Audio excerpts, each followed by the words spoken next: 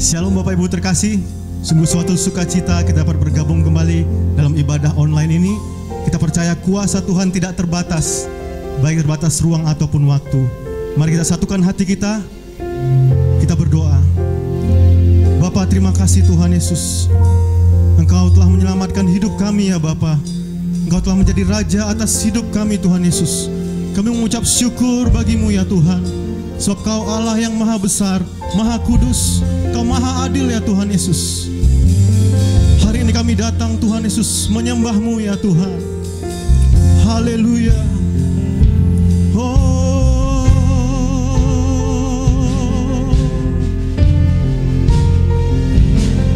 Yesus Tuhan, layak terima pujian kami.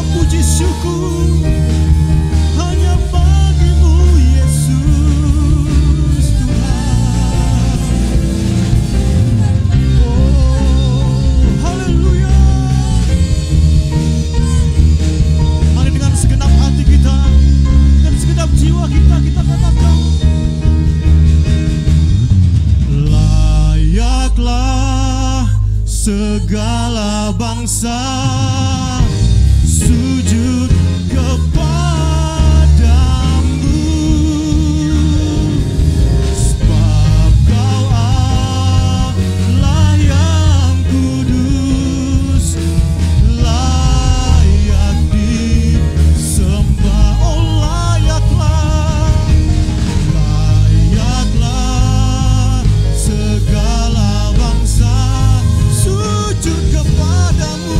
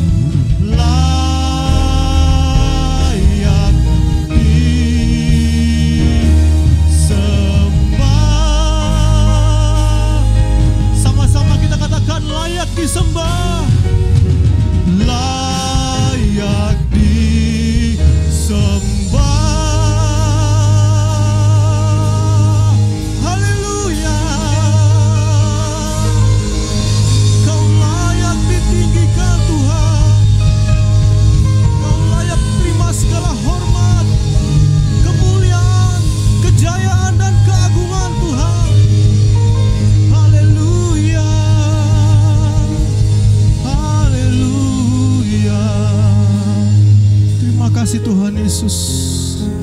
Kami percaya ya Tuhan, segala suku, kaum, bahasa akan datang kepadamu Tuhan Yesus. Setiap lidah akan mengaku, setiap lutut akan bertelut bahwa Yesus adalah Tuhan dan Raja kami. Kami bangga punya Allah seperti Engkau ya Tuhan Yesus. Terima kasih Tuhan Yesus. Terima kasih Allah Roh Kudus. Ya, percaya Engkau ada di tengah-tengah kami Tuhan Yesus pada hari ini Tuhan Yesus. Bagi setiap kami juga yang Tuhan ikut dalam ibadah online ini Tuhan, saya percaya Engkau hadir di rumah-rumah kami, di tempat kami di mana berkumpul ya Tuhan Yesus. Kuasa-Mu ada Tuhan Yesus. Terpujilah Engkau Tuhan. Mari kita semua yang percaya bersama-sama kita katakan amin. Puji nama Tuhan. Haleluya.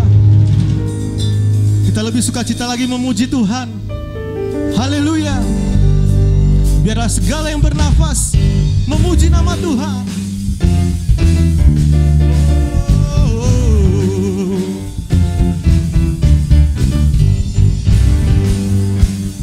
Haleluya. Langit dan bumi.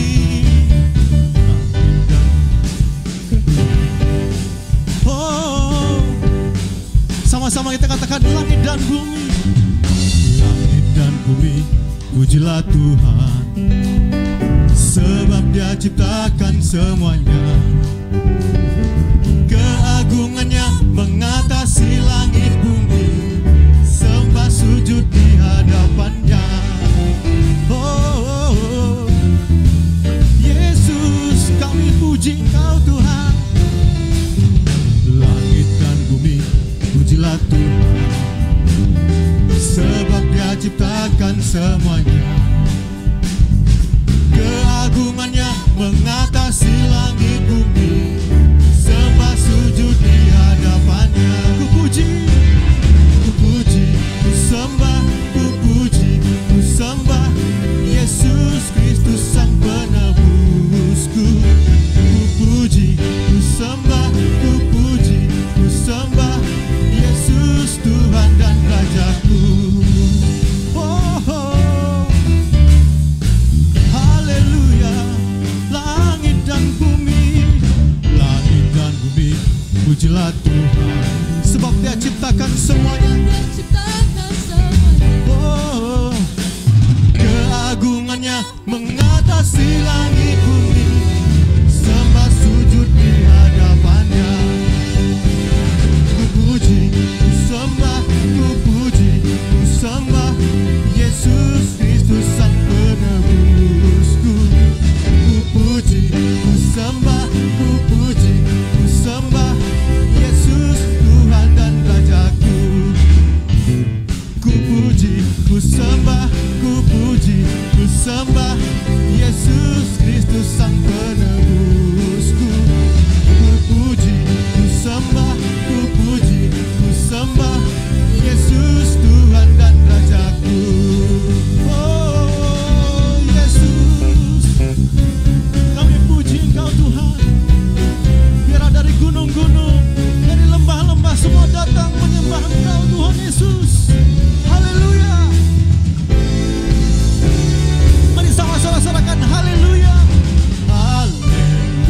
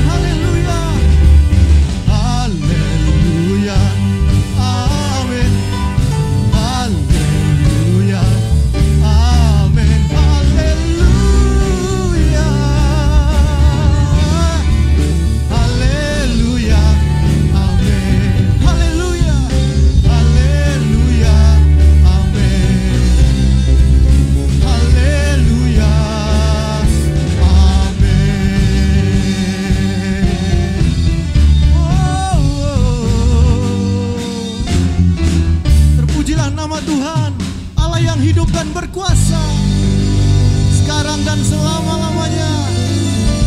Amin. Haleluya. Sungguh Engkau Allah yang hebat Tuhan. Engkau Allah yang besar ya Tuhan Yesus. Bapa,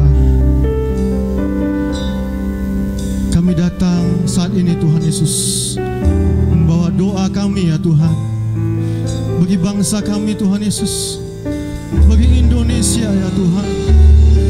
Kau pulihkan Tuhan Yesus. Haleluya. Haleluya.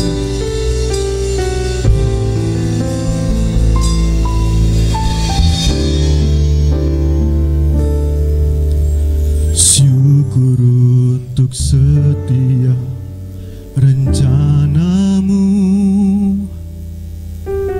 dan rancanganmu yang mulia.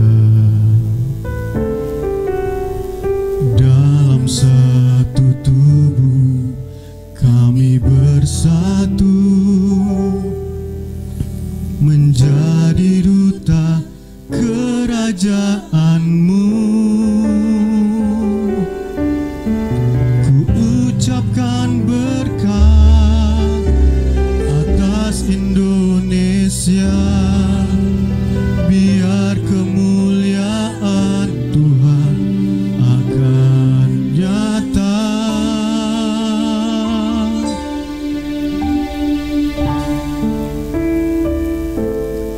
Bagi bangsa ini kami berdiri dan membawa doa kami kepadamu. Sesuatu yang besar pasti terjadi dan mengubahkan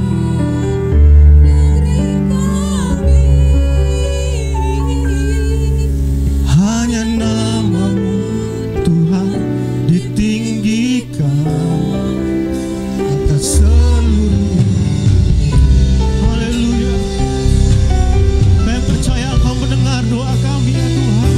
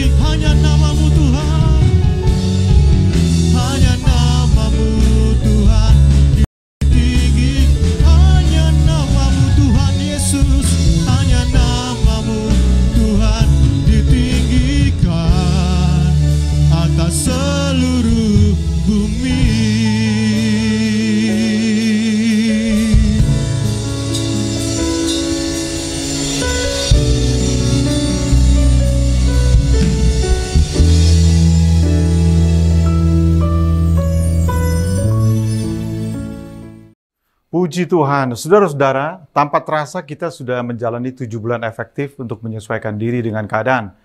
Dan yang kita perhatikan tentang diri kita adalah begini, kita mulai terbiasa, mulai melihat manfaat dan mulai bisa bersikap realistik, bukan?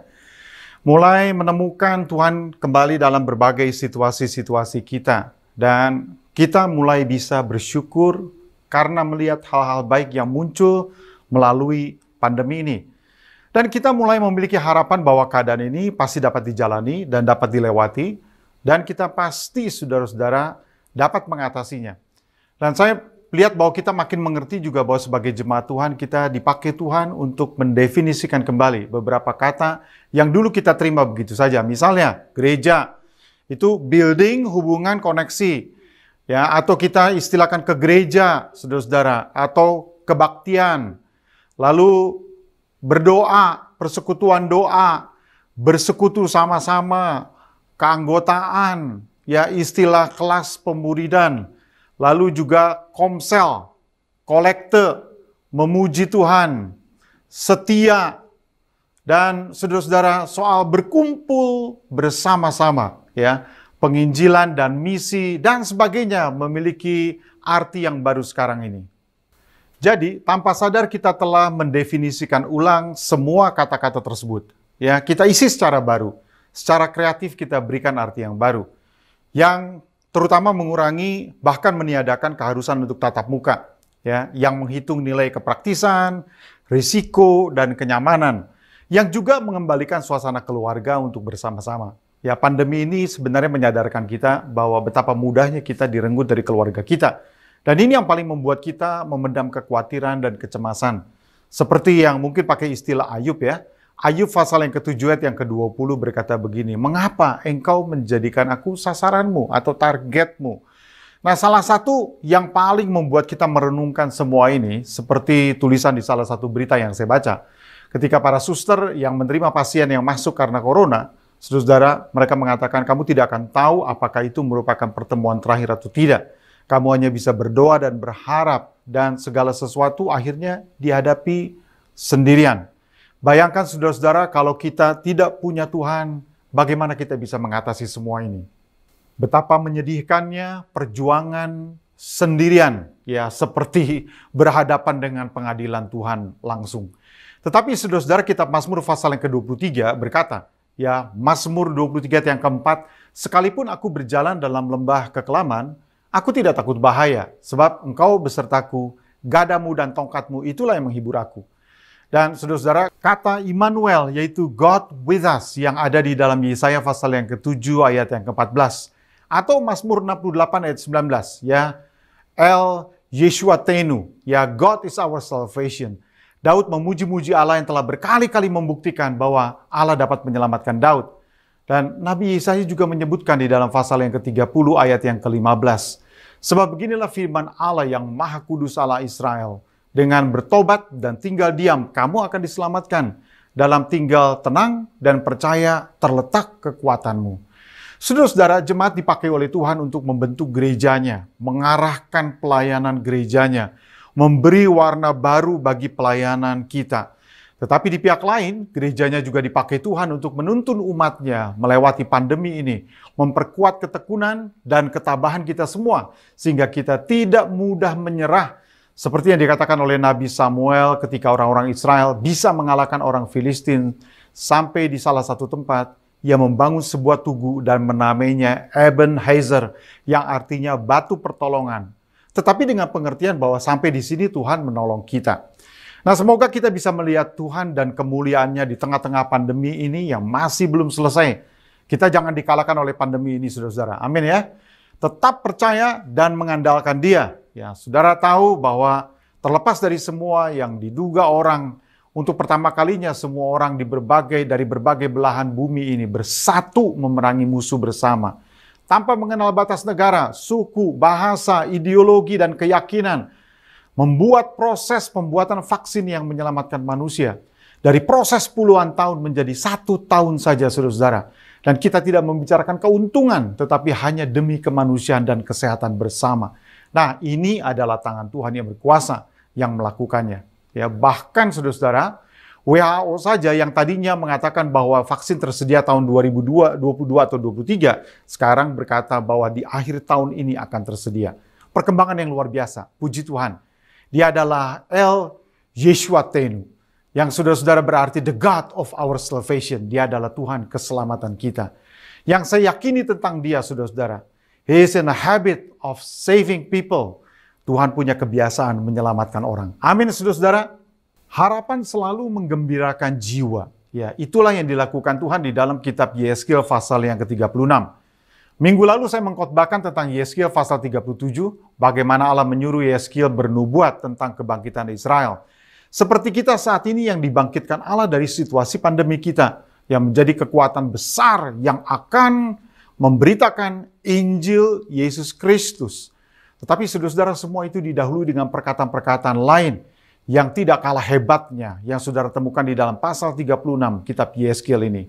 Selama 22 tahun Yeskil bernubuat, menuliskan berbagai pesan Allah dalam bentuk nubuat dan penglihatan di Babilonia dalam masa pembuangan. Dan saudara-saudara, kita fokuskan diri kita pada hari ini untuk ayat yang ke-36 dari pasal 36. Saya akan bacakan ayatnya berbunyi begini, ayat 33 sampai 36. Beginilah firman Tuhan Allah, pada hari aku mentahirkan kamu dari segala kesalahanmu, aku akan membuat kota-kota didiami lagi dan reruntuhan akan dibangun kembali. Tanah yang sudah lama tinggal tandus akan dikerjakan kembali, supaya jangan lagi tetap tandus di hadapan semua orang yang lintas daripadamu. Sebaliknya, mereka akan berkata, tanah ini yang sudah lama tinggal tandus menjadi seperti Taman Eden, dan kota-kota yang sudah runtuh, sunyi, dan musnah, sekarang didiami dan menjadi kubu. Dan bangsa-bangsa yang tertinggal yang ada di sekitarmu akan mengetahui bahwa akulah Tuhan yang membangun kembali yang sudah musnah dan menanami kembali yang sudah tandus. Aku Tuhan yang mengatakannya dan akan membuatnya. Nah, ini fokus ayat yang ke-36 ini, saudara-saudara, yang menjadi pusat pikiran kita pada hari ini. Dialah Tuhan yang membangun dan yang sudah musnah dan menanami kembali yang sudah tandus. Ia telah mengatakannya dan pasti akan membuatnya. Amin, saudara-saudara. Nah, begini keadaannya. Yeskil diminta untuk menuliskan, menyampaikan kepada orang-orang yang sedang ada di dalam pembuangan di Babilonia di pertengahan masa 70 tahun. Bahwa lihatlah kerusakan yang terjadi dan inilah yang akan kulakukan. Nah, kalau kita lihat tentang kerusakannya, ya, sebenarnya saudara-saudara intinya adalah begini. Pertama, semua ini gara-gara kita sendiri, ya, semua ini gara-gara kita umat Tuhan. Yang kedua, kita merusak, Allah memperbaiki dan memulihkan. Nah, orang merusak tetapi Allah akan memperbaiki. Mari kita perhatikan saudara-saudara. Nah, untuk keadaan mereka di pembuangan, semua berawal dari pemberontakan mereka kepada Allah. Yeskil pasal yang ke-36 ayat yang ke-21 berkata begini, aku merasa sakit hati karena namaku yang kudus yang dinajiskan oleh kaum Israel di tengah bangsa-bangsa di mana mereka datang. Saudara-saudara, orang sekeliling Israel telah menyebabkan semua unsur suci jadi sindiran dan pergunjingan di antara bangsa-bangsa. Nah, tentang namanya yang kudus, yang dulunya disegani bangsa-bangsa, sekarang menjadi sindiran dan diucapkan dengan tidak hormat oleh orang-orang di sekeliling Israel. Tentang Israel, saudara-saudara, bangsa yang telah dikeluarkan Allah dari perbudakan, sekarang dijadikan olok-olok oleh bangsa di sekeliling mereka. Seolah-olah mereka, saudara-saudara, ingin melihat orang-orang Israel ini diperjualbelikan, dibagi di antara bangsa-bangsa. Dan tentang tanah itu, tanah yang dulunya sudah dihormati sebagai milik Tuhan, dibagi di antara suku Israel, sekarang jadi reruntuhan. Seperti tanah terkutuk yang selalu memusnahkan dan memakan setiap orang yang mendudukinya. Nah, jadi sekarang Allah akan bertindak untuk menyelamatkan mereka. Dan tindakan Allah ini, saudara-saudara, dilakukan bukan karena mereka, tetapi lebih disebabkan karena Allah ingin menegakkan namanya yang kudus di bumi ini. Nah, lihat apa yang dikatakan di dalam pasalnya yang ke-36 ayat yang ke-22. Ya, firman Allah berkata begini, oleh karena itu katakanlah kepada kaum Israel, beginilah firman Tuhan Allah, bukan karena kamu aku bertindak, hai kaum Israel, tetapi karena namaku yang kudus yang kamu najiskan di tengah-tengah bangsa di mana kamu datang. Nah, saudara-saudara, kita kenakan pada situasi kita saat ini. Kalau Allah menyelamatkan gerejanya dari pandemi, bukan karena kita sudah baik dan kita ini memikat hatinya barangkali. Tetapi karena Allah harus menegakkan kembali namanya yang kudus, yang sudah tercemar, yang juga disebabkan karena kita-kita juga. Untuk ini kita harus merendahkan diri kita dan hati kita di hadapan Tuhan. Bukan karena kita, saudara-saudara, tetapi karena Ia harus menegakkan kembali namanya yang kudus. Nah, sama seperti kalau kita mengingat perkataan Yesus. Yesus satu kali berkata, Bapamu yang di sorga. Ya, istilah yang dikatakan Bapamu yang di sorga. Matius 5 ayat yang ke-45. Dengan demikian kamu akan menjadi anak-anak Bapamu yang di sorga, yang menerbitkan matahari bagi orang jahat maupun orang baik, menurunkan hujan bagi orang benar dan orang yang tidak benar. Yesus ngingetin kita nih, saudara-saudara, berkali-kali bahwa Bapamu yang di sorga. Nah, Bapamu yang di surga itu seperti ini. Dan saudara-saudara coba letakkan ucapan Yesus di dalam konteks ini. Bahwa Allah mengingatkan kita. Bahwa Bapa kita yaitu dirinya. Itu berbeda daripada apa yang selama ini kita pikirkan. Matius pasal yang kelima ayat yang ke-48 berkata, karena itu haruslah kamu sempurna sama seperti Bapamu yang di surga adalah sempurna. Atau barangkali saudara-saudara Lukas 6 ayat 36. Hendaklah kamu murah hati sama seperti Bapamu adalah murah hati. Ya, akan ada banyak hal yang harus dilakukan bukan karena orang itu pantas menerimanya, tetapi karena Bapamu yang di sorga punya sifat seperti itu. Itulah yang akan dikerjakan oleh kita. Nah, saudara-saudara, jadi kalau situasinya begitu, memang kita harus tiru apa yang dilakukan oleh Allah. Ia menegakkan namanya yang kudus di antara bangsa-bangsa. Jadi kita mengikuti contoh Kristus. Kita membuat Bapa di sorga dimuliakan. Orang memuji Allah dari hidup yang diubahkan. Dan Allah menegakkan namanya yang kudus di antara bangsa-bangsa. Puji Tuhan. Saudara-saudara, kalau tidak ada apa-apa yang membuat kita memperbaiki pelayanan kita dan tujuan kita tentang gereja, ya kita tidak berhikmat dan kita tidak menerima hikmat. Kita tidak mendapat hikmat. Dan kita tidak mendengar suaranya. Kita tidak belajar sesuatu. Sayang sekali, saudara-saudara, 7 bulan terlewati tanpa refleksi apa-apa yang memperbaiki diri kita sebagai gerejanya. Nah, begini, ada 3 cara kita mengambil bahan dari firman Allah untuk berkaca tentang pelayanan gereja di masa pandemi ini. Saudara-saudara, ya, yang pertama adalah, misalnya kita melihat dari lensa keluarnya bangsa Israel dari perbudakan Mesir. Jadi kita dekatkan dengan gereja itu keadaannya seperti ini. Atau yang kedua, saudara-saudara, kita melihat bahwa peristiwa pandemi ini dari lensa pembuangan bangsa Israel ke Babilonia, ya. Dan yang ketiga barangkali kita melihatnya dari lensa akhir zaman, terutama karena pandangan saudara yang post-trip, ya.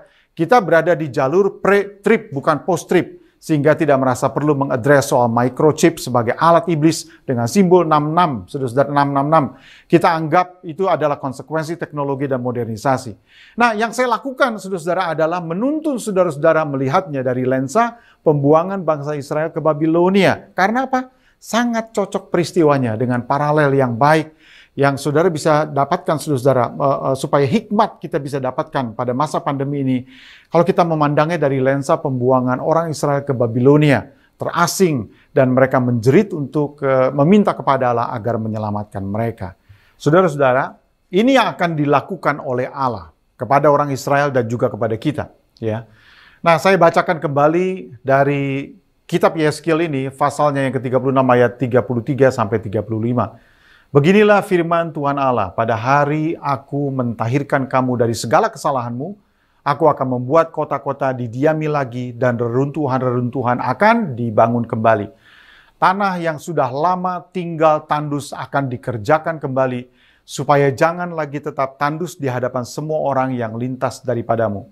Sebaliknya, mereka akan berkata, tanah ini yang sudah lama tinggal tandus, menjadi seperti Taman Eden, dan kota-kota yang sudah runtuh, sunyi, sepi, dan musnah, sekarang didiami dan menjadi kubu. Saudara-saudara, Allah berkata bahwa Dia akan mentahirkan kita. Aku akan mentahirkan kamu. Aku akan membuat kota-kotamu didiami lagi, dan reruntuhan akan dibangun kembali. Ketiga, tanah akan dibuat subur kembali dan menghasilkan, dan akan disebut sebagai Taman Eden. Dan yang keempat, saudara-saudara, Allah berdiam di dalam hati orang. Nah, bagaimana semuanya yang dikatakan itu terjadi? Saudara-saudara, yang pertama, Ia akan menjemput kembali mereka dari keterserakan. Dari tempat-tempat yang jauh, mereka akan dikumpulkan kembali, kata Tuhan.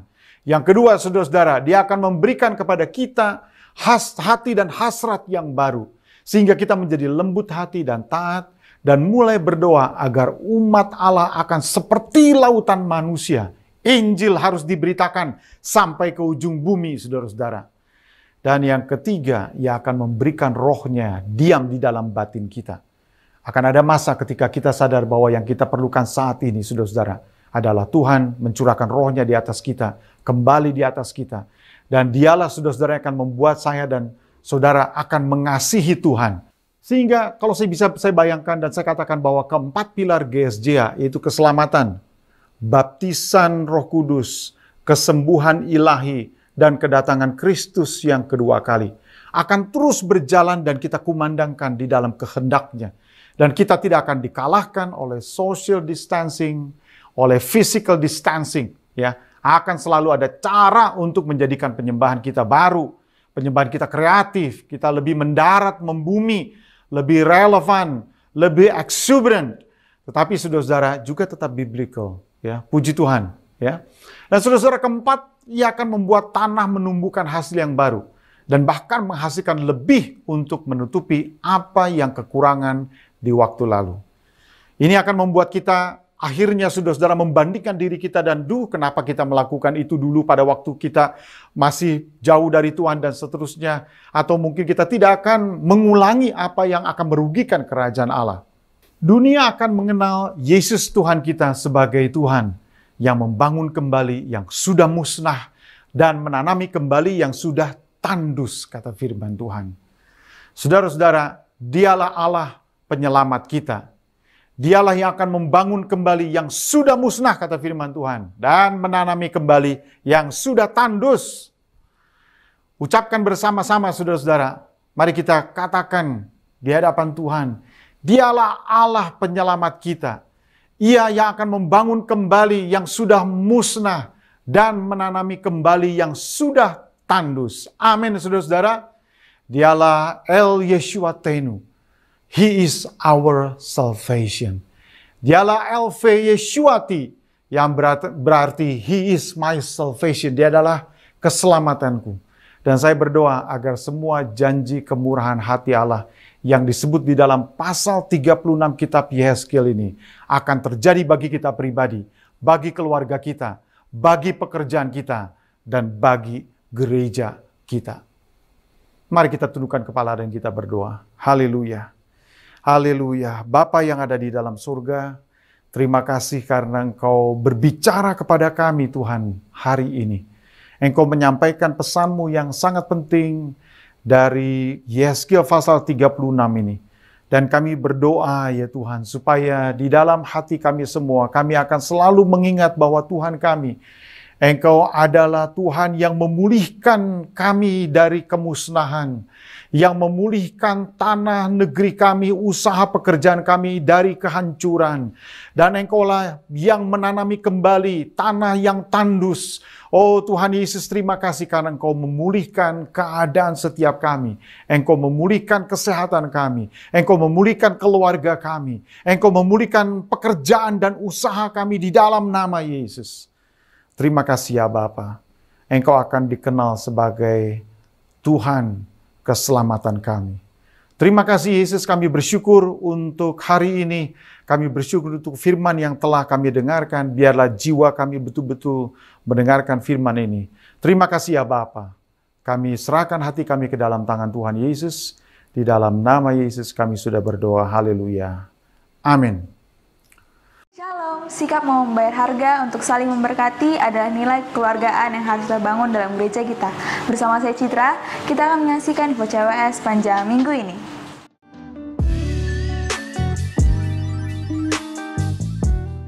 Shalom Bapak Bapak Ibu, saudara-saudari terkasih, pada kesempatan kali ini saya diminta untuk sharing dan berbagi tips langkah-langkah apa saja yang bisa kita lakukan agar kita dapat terhindar dari virus COVID-19. Beberapa minggu yang lalu, BNPB atau Badan Nasional Penanggulangan Bencana baru saja merilis tagline terbaru mereka, yaitu 3M, di mana sebelumnya 3M ini digunakan sebagai tagline untuk sosialisasi kepada masyarakat Indonesia terkait langkah-langkah mudah apa saja sih yang bisa kita lakukan agar kita dapat terhindar dari virus COVID-19. Di mana kalau 3M yang dulu pada saat awal pandemi, yang pertama adalah menggunakan masker, yang kedua menjaga jarak, yang ketiga mencuci tangan. Di mana 3M tersebut seiring dengan perjalanannya waktu direvisi oleh BNPB agar dapat mensosialisasikan langkah-langkah apa saja yang dapat dilakukan oleh masyarakat Indonesia. 3M, M yang pertama adalah iman, di mana pemerintah meminta agar seluruh masyarakat Indonesia dapat menjalankan ibadahnya sesuai dengan agama mereka masing-masing. Kalau di kota kita sendiri, Kota Medan, Gubernur telah mengeluarkan Pergub nomor 34 tahun 2020 di bulan Agustus kemarin, di mana di dalam Pergub tersebut dijelaskan ketentuan-ketentuan apa saja sih yang bisa kita lakukan agar kita dapat menjalankan ibadah kita. Makanya sekarang puji Tuhan kita sudah dapat menjalankan ibadah kita lagi. Adapun ketentuan-ketentuan yang dituangkan dalam Pergub tersebut, yang pertama adalah usia yang dapat beribadah adalah usia 12 sampai 60 tahun, dan yang kedua adalah menjaga jarak. Oleh sebab itu makanya Bapak Ibu lihat pada saat kita beribadah, bangku yang kita gunakan itu berjarak. Lalu yang ketiga adalah ventilasi yang baik, di mana di dalam pedoman COVID sendiri dituangkan bahwa ventilasi yang baik adalah jika kita pada saat berkumpul ada aliran udara yang bertukar. Oleh sebab itu Bapak Ibu tidak usah bingung pada saat kita beribadah kenapa ada kipas angin yang posisinya di belakang kita, lalu jendela dibiarkan terbuka, karena itu hal yang sudah dianjurkan oleh pemerintah agar ventilasi pada saat kita beribadah itu baik sehingga penyebaran virus COVID-19 dapat dikurangi. M yang pertama adalah iman, M yang kedua adalah aman, di mana aman sendiri terbagi dalam beberapa langkah. Yang pertama adalah menggunakan masker. Kalau Bapak Ibu tahu, mungkin dengar-dengar berita kalau beberapa minggu yang lalu bahwa pemerintah menjelaskan bahwa masker scuba itu tidak dianjurkan lagi untuk kita gunakan. Kenapa? Karena masker scuba ataupun masker satu lapis yang misalnya kita pakai pada saat kita naik motor seperti buff, itu tidak dianjurkan lagi karena pada saat kita berbicara atau kita bersin, otomatis kita mengeluarkan droplet. Di mana droplet yang ukurannya tadinya besar, pada saat kita menggunakan masker scuba atau masker buff, partikelnya akan berubah menjadi kecil, di mana menurut penelitian WHO, partikel yang lebih kecil dapat bertahan lebih lama di udara, sehingga kita tidak dianjurkan untuk menggunakan masker scuba ataupun masker buff. Jadi masker yang dianjurkan oleh pemerintah adalah masker 2-3 lapis. Nah, jadi kalau misalnya ada pertanyaan, apakah masker kain masih bisa kita gunakan sekarang? Tentu masih bisa Bapak Ibu, tapi masker yang 2-3 lapis. Dengan beberapa ketentuan, yang pertama adalah pastikan bahwa masker yang kita gunakan maksimal digunakan 4 jam dalam satu hari. Lalu setelah kita gunakan, jangan lupa untuk langsung dicuci dengan menggunakan sabun. Yang ketiga, dijemur terkena matahari. Yang keempat, disetrika agar kita memastikan bahwa virus atau kuman yang ada di dalam masker tersebut sudah mati. Menggunakan masker, lalu langkah berikutnya adalah menjaga jarak dan menjauhi kerumunan. Penting sekali Bapak Ibu agar kita menjaga jarak dan menjauhi kerumunan. Oleh sebab itu, Gembala Sidang kita menghimbau agar setelah ibadah, kita memastikan bahwa kita langsung pulang ke rumah tanpa harus berkerumun dan bercengkrama dengan jemaat lain. Lalu yang berikutnya, yang paling terakhir adalah mencuci tangan. Dimana menurut saya mencuci tangan merupakan langkah yang paling mudah dan paling murah yang dapat kita lakukan agar kita dapat terhindar dari virus COVID-19. Sebenarnya menurut saya mencuci tangan bukan aja hanya menghindari kita dari virus COVID-19, tapi juga penyakit-penyakit yang lain seperti Haemophilus influenza, cacingan, ataupun hepatitis A. Nah, mencuci tangan sendiri ada dua bagian. Yang pertama menggunakan hand sanitizer, lalu yang kedua menggunakan air mengalir dan sabun. Di mana pemerintah sendiri menganjurkan mencuci tangan dengan menggunakan air mengalir dan sabun. Waktu yang diperlukan adalah 40-60 detik, di mana langkah-langkah cara mencuci tangan yang baik dapat Bapak Ibu googling sendiri di internet. Lalu M yang pertama iman, yang kedua aman, yang ketiga adalah imun. Nah, imun sendiri juga terbagi dari beberapa bagian. Yang pertama adalah berolahraga secara teratur. Nah, untuk berolahraga secara teratur sebenarnya masih banyak sekali pertanyaan yang ditanyakan bahwa apakah kalau kita berolahraga itu harusnya pakai masker apa tidak. Nah, sampai sekarang juga belum ada penelitian yang memastikan apakah berolahraga itu boleh menggunakan masker atau tidak. Tapi kalau saya secara pribadi, saya tidak berolahraga menggunakan masker. Kenapa? Pada saat kita menggunakan masker otomatis detak jantung kita akan 2-3 kali meningkat lebih tinggi ketimbang pada saat kita berolahraga tanpa masker. Oleh sebab itu, apalagi Tapi untuk orang tua usia lanjut, saya sangat tidak menganjurkan berolahraga menggunakan masker. Jika misalnya ada yang bertanya, tapi jika tetap ingin berolahraga itu bagaimana? Pastikan bahwa pada saat kita berolahraga, kita menjauhi kerumunan dan tidak dalam satu kelompok yang berdekatan. Jadi pastikan kalau misalnya kita berolahraga itu kita mungkin berjauhan dari orang-orang. Berolahraga secara teratur, lalu berikutnya adalah istirahat secara cukup. Nah, istirahat cukup yang dianjurkan adalah tidur 7-8 jam. Lalu yang terakhir, makan makanan yang bergizi dan sehat. Pasti Bapak Ibu, saudara-saudari sudah tahu makan makanan bergizi apa saja sih yang baiknya kita konsumsi. Yang pasti 4 sehat 5 sempurna. Pastikan bahwa kita makan makanan yang cukup, tidak berlebihan, yang sesuai dengan kebutuhan badan kita sendiri. Tetap kuat dan tetap semangat Bapak Ibu, saudari-saudari terkasih. Tetaplah berpengharapan kepada Tuhan, karena pengharapan kepada Tuhan itu tidak akan pernah sia-sia. Sehat-sehat selalu, Tuhan Yesus memberkati.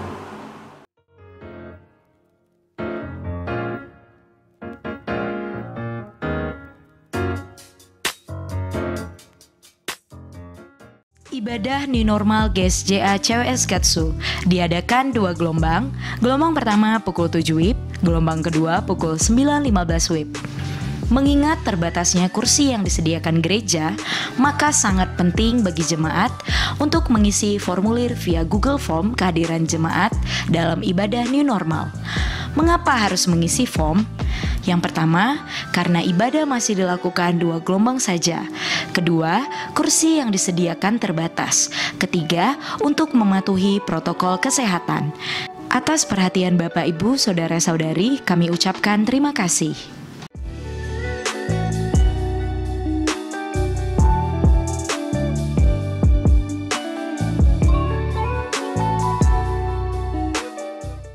Panjang di tangan kanannya, di tangan kirinya kekayaan dan kehormatan.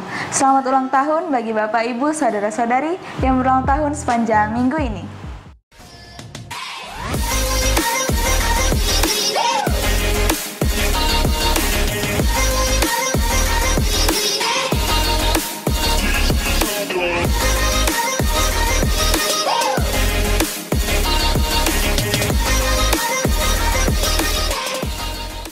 Shalom Bapak Ibu, saudara-saudara terkasih di dalam nama Yesus Kristus.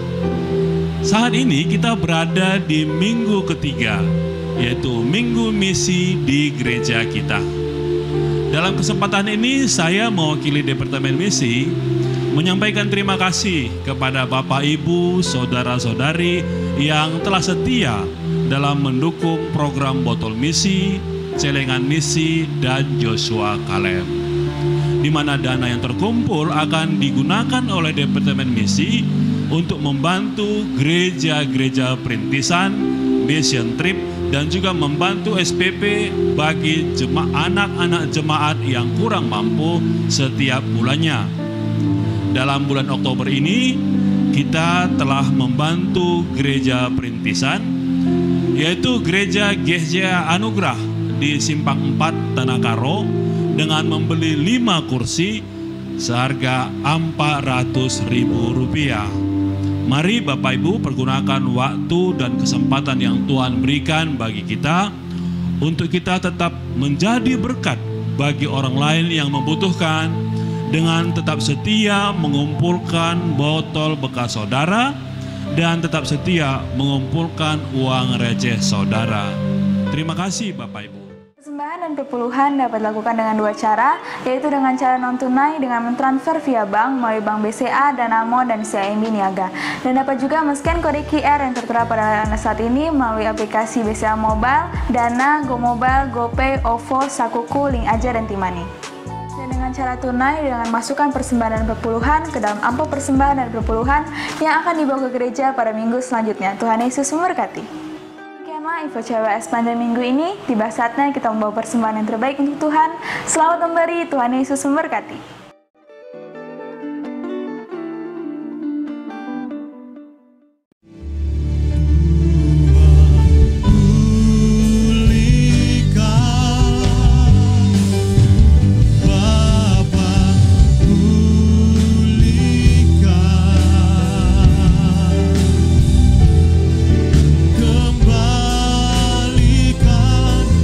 Bangsa kami kepada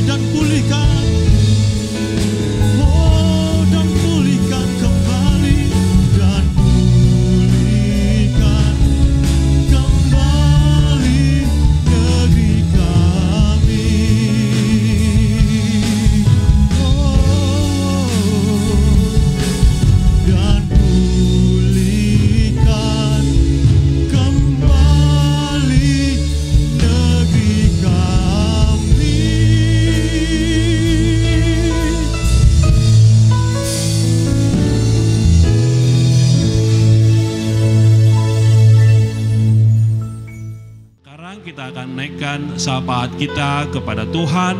Mari kita berdoa. Bapa di sorga, kami bersyukur, berterima kasih untuk kebaikan-Mu. Engkau memberkati kami Tuhan sepanjang bulan ini. Engkau mengantarkan kami melewati kesulitan-kesulitan yang ada dalam kehidupan kami. Engkau selalu melindungi, Engkau selalu memberkati. Terima kasih Bapa, terima kasih Tuhan. Bapa, kami berdoa terus Tuhan bagi bangsa dan negara kami. Biarlah Tuhan pemerintahan kami, mulai dari presiden sampai tingkat pemerintahan paling rendah Tuhan. Biarlah Engkau memberkati pemerintahan kami Tuhan, dalam menanggulangi Bapa wabah yang masih terjadi di negara kami. Tapi Tuhan, kami percaya wabah ini tidak akan menyurutkan iman kami kepadamu. Wabah ini tidak akan menurutkan pelayanan kami kepadamu, dan juga tidak menurunkan kasih setia kami kepadamu. Tuhan Yesus, biarlah Tuhan memberkati pemerintahan kami. Bapa, kami juga berdoa Tuhan untuk kota Medan, kota di mana kami tinggal. Biarlah Tuhan damai sejahtera juga turun di tengah-tengah kota kami. Bapa, berkati kota kami. Kami rindu Tuhan, kota kami kota yang aman, kota yang damai, kota yang penuh berkat. Berkati juga Tuhan umat-Mu di kota ini. Biarlah Tuhan, jemaat Tuhan dapat beribadah dengan nyaman, beribadah dengan sukacita. Secara khusus Tuhan, kami berdoa juga Tuhan untuk hamba-Mu, gembala kami di tempat ini, Bapak Pendeta Daniel Jakub Tuhan. Kami berdoa Bapa, bagi hamba-Mu ini Bapa, Engkau memakainya dengan luar biasa, memberikan hikmat, marifat kepada hamba-Mu ini. Berkati juga Tuhan seluruh staf, seluruh pengerja, seluruh pengurus yang ada di tempat ini. Biarlah semuanya Tuhan sukacita, memuji, memuliakan nama Tuhan. Hanya nama-Mu saja Tuhan yang kami tinggikan di dalam penyembahan kami, di dalam kehidupan kami. Terima kasih Tuhan Yesus. Begitu juga Tuhan, jemaat-Mu secara khusus di tempat ini. Kami berdoa Tuhan untuk jemaat GSJA CWS Gata Subroto. Biarlah Tuhan juga memberkati Tuhan, memberkati pekerjaan mereka, memberkati usaha mereka. Apapun yang dilakukan tangan mereka Tuhan buat menjadi berhasil. Kami percaya Bapa, Engkaulah yang membukakan tingkap-tingkap langit dan mencurahkan berkat bagi kami semuanya. Terima kasih Tuhan Yesus. Terima kasih Bapa. Di dalam nama-Mu, di dalam nama Yesus, kami berdoa dan mengucap syukur. Haleluya, haleluya. Dan tiba saatnya bagi kami untuk menerima berkat dari Tuhan. Bapak Ibu Saudaraku yang terkasih, terimalah berkat yang besar dari Allah Bapa, cinta kasih dari Tuhan kita Yesus Kristus, dan persekutuan di dalam kuat kuasa Roh Kudus yang akan menyertai kita semua mulai saat ini sampai Maranatha, Tuhan Yesus Kristus datang kali yang kedua menjemput setiap orang yang percaya kepadanya. Mari semua kita yang percaya berkata amin.